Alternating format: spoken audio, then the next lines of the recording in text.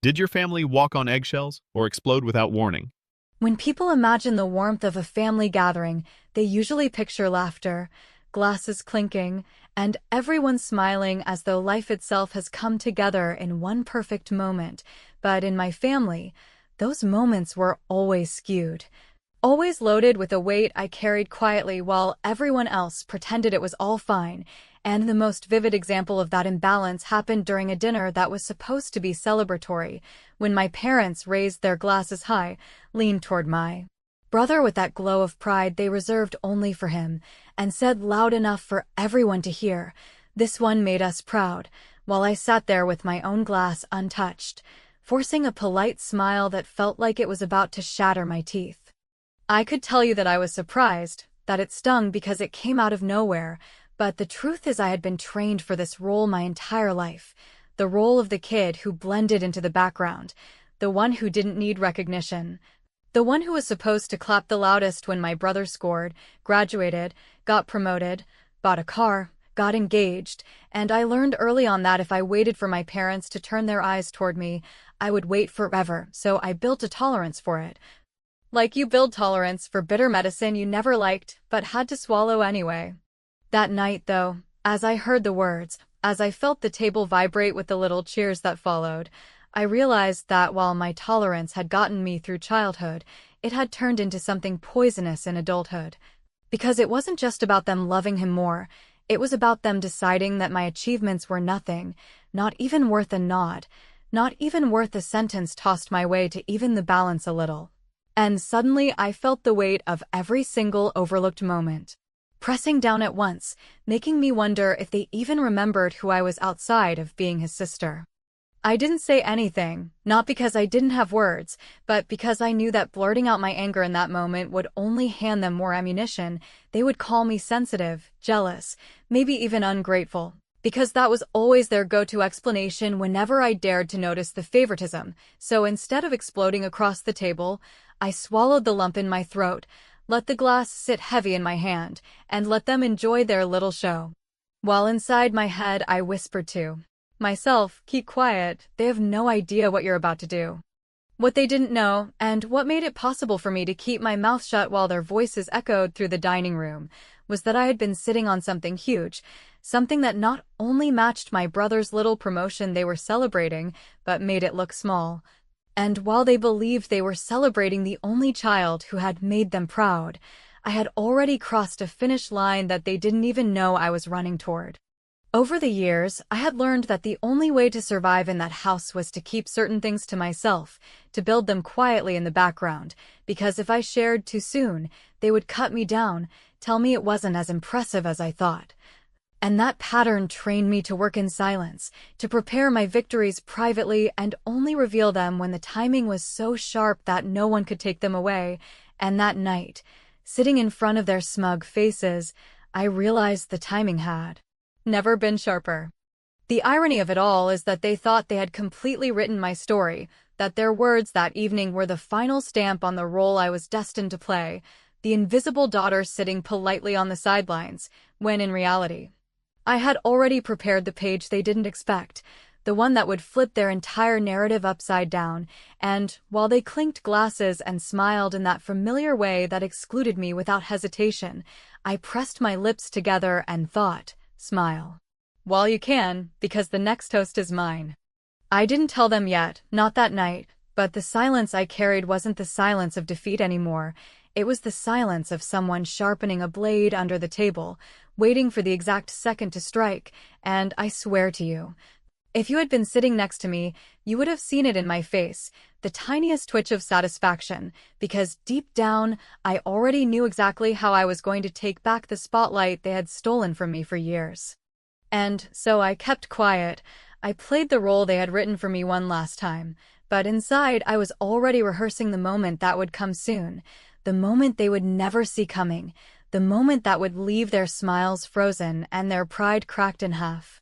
When I look back at the way things unfolded over the years, it becomes almost laughable how predictable the pattern was, because from the very beginning my brother was cast as the star of the family, the one who could do no wrong. The one who was constantly praised and rewarded no matter how small his effort, while I was treated like an extra in a play that didn't even require me to speak. And it was in that quiet space of invisibility that I learned how favoritism becomes its own language. Spoken not just in words, but in looks, in the way certain achievements are framed as life-changing while others are brushed off as, well, that's nice. I remember vividly how, when we were kids, every time my brother brought home a ribbon from a school event, my parents would clear the entire refrigerator door to make room for it, as though his little piece of colored paper deserved a private spotlight, while my certificates, which I worked twice as hard for, were placed under magnets that already held grocery lists or utility bills, half-covered and easy to miss, and when I brought it up, the explanation was always something along the lines of, "Your brother doesn't get as much recognition at school, so we want to encourage him," which translated in practice to, "You'll be fine. You don't need encouragement. You don't need to be celebrated." This wasn't a one-time thing either, because it carried into everything. When I made honor roll, the reaction was a nod and maybe a comment about how that's what they expected from me, but when my brother passed a class he had been failing, they took him out to dinner like he had just solved world hunger, and in those moments I realized that in our house, standards were never the same, because mine were set so high that even excellence looked ordinary, while his were set so low that mediocrity became a miracle.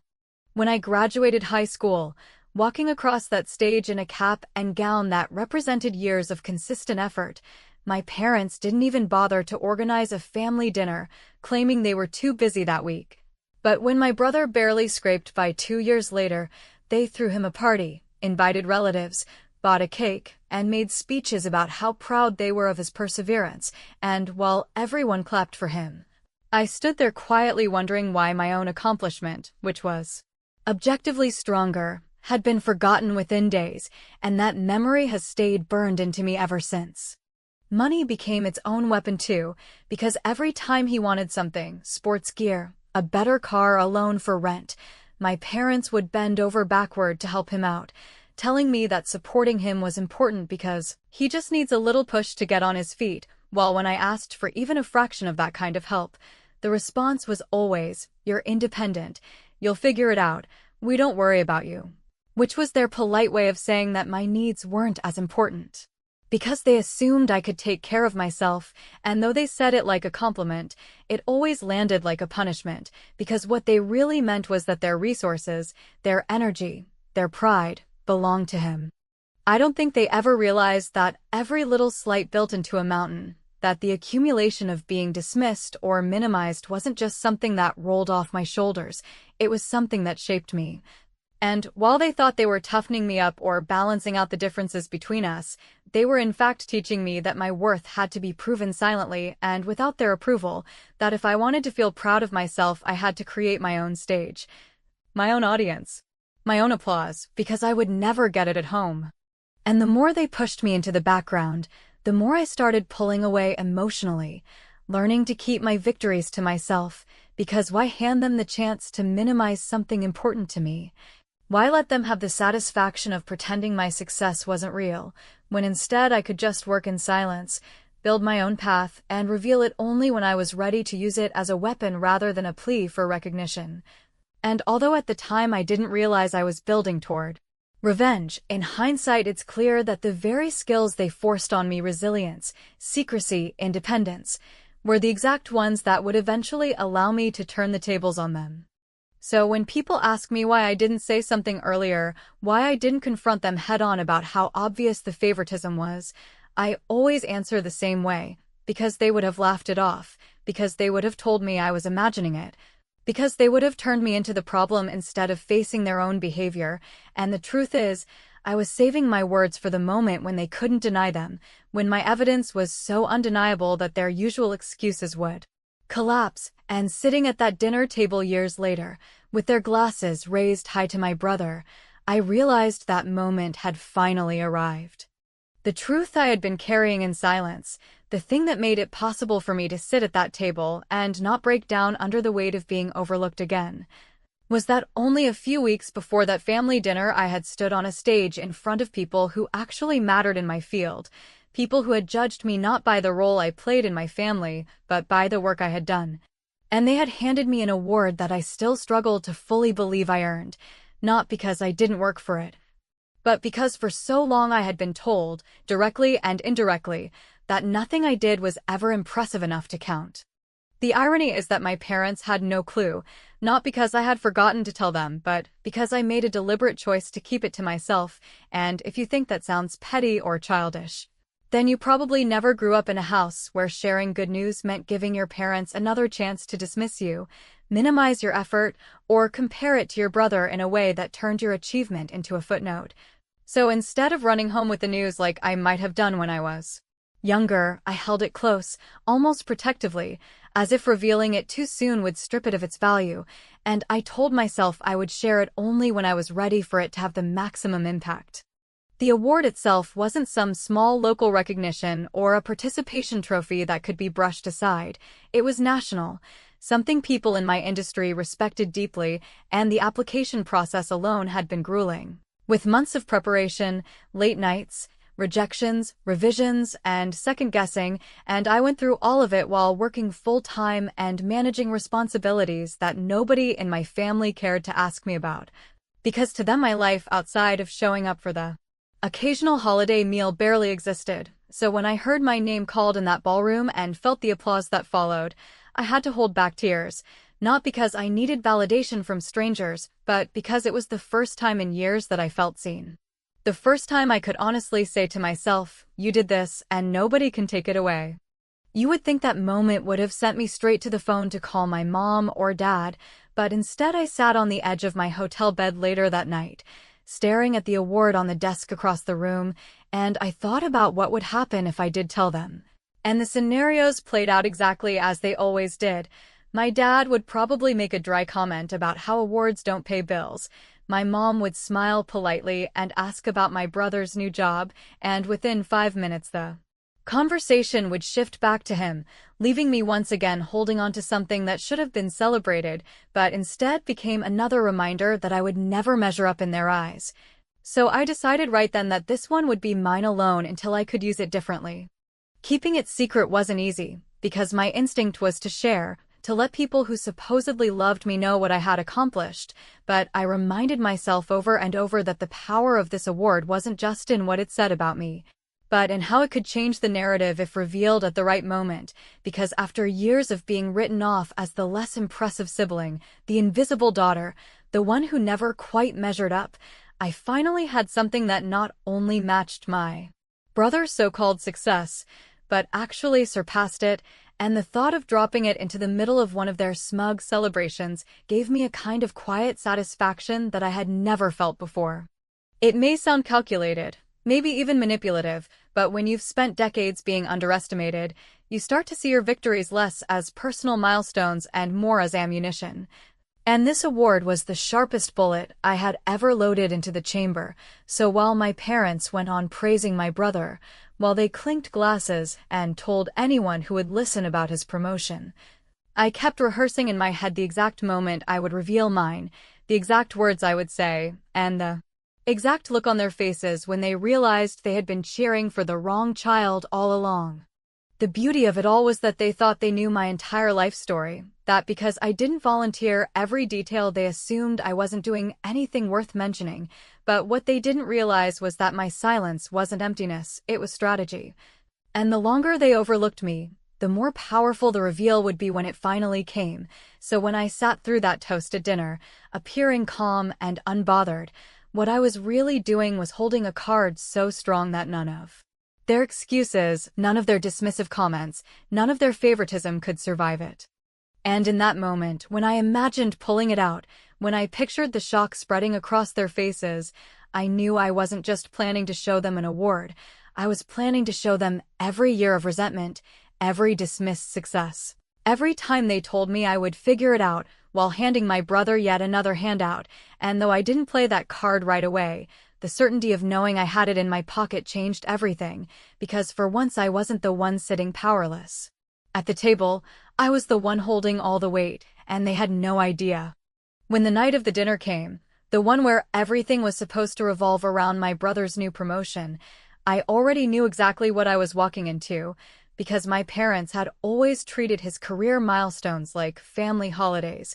complete with speeches, laughter, and those long, drawn-out moments of exaggerated pride that were meant to send the message to everyone present that he was the golden child, the one who had lifted the family name into something respectable, while I was simply the daughter who showed up out of obligation, smiled politely, and blended into the wallpaper as if I was grateful just to be allowed in the room. The table that evening was loud with their excitement, my mother telling the story for the third time about how my brother had been singled out at work,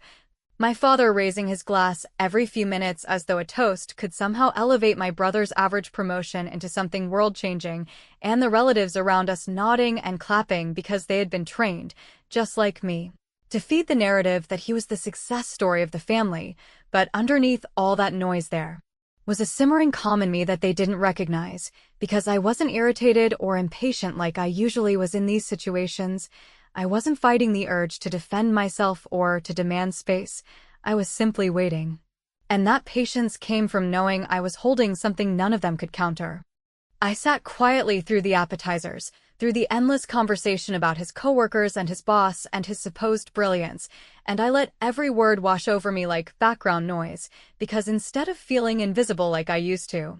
I felt like I was standing on a stage just behind the curtain, knowing that the second I stepped out, every single eye in that room would be forced to look at me, not because they wanted to, but because they would have no choice, and that knowledge gave me a composure they had never seen before, the kind that unsettles people even before you speak. The moment finally came when my father, slightly flushed from too many drinks, raised his glass yet again, tapped it with a fork to get everyone's attention, and said proudly, "This one made us proud," nodding toward my brother. And while everyone laughed and clapped and lifted their glasses, I reached slowly into my bag, pulled out the thick envelope I had tucked inside earlier, and without a word I placed it flat on the table in front of me, the sharp sound of it hitting the wood cutting through the chatter enough that a few people looked over, and then, very deliberately, I slid the certificate out and set it in full view of the table. The silence that followed was unlike any silence I had experienced in that family before, because usually the quiet came from me holding back tears or biting my tongue, but this silence came from them, from their eyes scanning the document, from their lips parting as if they were about to speak but couldn't find the words, and for once it was not me scrambling to explain myself, it was them scrambling to process the fact that I had accomplished something far beyond the promotion they were so loudly celebrating. My mother was the first to break, her hand hovering over her glass as she muttered, "What is this?" in a voice that carried none of the confidence she had been projecting minutes earlier, and when I answered, I didn't raise my voice or inject any sarcasm. I simply said, "It's the award I won last month, national recognition in my field. They chose me out of hundreds of candidates," and then I let the words sit there, heavy and undeniable, while my brother tried to smirk and roll his eyes though it was nothing, but the way his laugh cracked halfway through told me even he knew the game had changed. My father cleared his throat and attempted one of his usual dismissive lines, something about how awards are nice, but real success is measured differently, yet his words lacked the weight they normally carried. Because the certificate was still sitting on the table in front of him like a spotlight he couldn't turn off, and every person in the room was looking at it, not at him, not at my brother, but at me. And I could see the discomfort ripple through both of them as they realized that their script for the evening had been hijacked without warning.